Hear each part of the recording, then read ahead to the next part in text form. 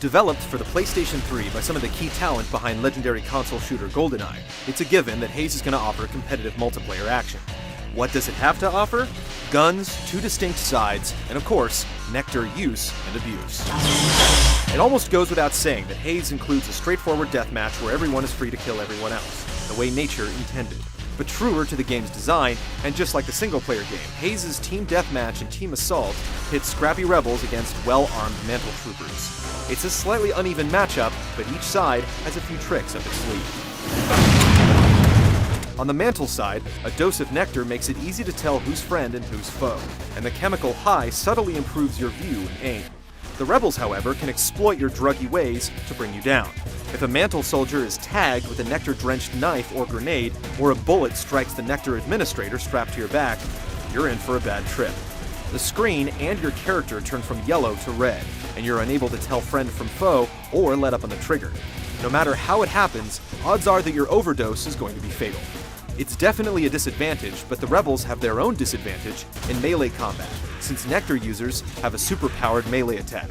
To avoid such a fate, rebels can play dead when under fire, rising up later to take revenge.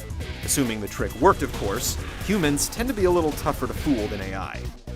While both sides have their own weaponry, notably a flamethrower and Gatling gun on the rebel side, there's no reason for anyone to be jealous, since anyone can pick up any weapon.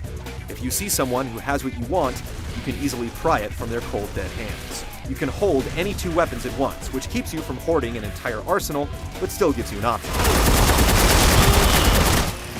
So far we've seen 3 stages. The land carrier level is interesting, in that you seem to be fighting on a moving surface as the massive mantle vehicle smashes its way through the jungle. There are a few ways to fall off the stage, towers, and an interior section, in addition to the large flat area of the deck. Next up is the Swamp, a stage that uses various environmental effects to limit your visibility, which means mantle troopers can definitely take advantage of their nectar vision to cut through the fog. Meanwhile, rebels can take advantage of their ability to play dead in the water or hide amongst tree roots. Sloping terrain helps give the map a more open feel.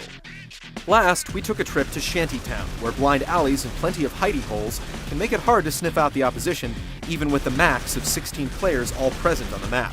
Sniping could be an option, but multiple entrances and stairways mean an ambush could be right around the corner.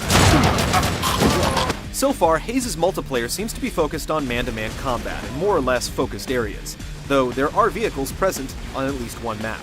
The 2 opposing sides make Team Assault and Team Deathmatch less symmetrical than most first-person shooters, but with only 3 modes total, including the standard free-for-all deathmatch, these modes had better be good. We'll find out for sure when the Haze clears later on in May.